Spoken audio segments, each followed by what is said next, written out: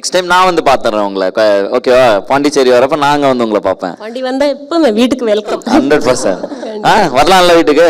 Okay, அப்ப super, வந்துடுறேன். அமலாக்கு ஒரு அக்காவும் இருக்கு.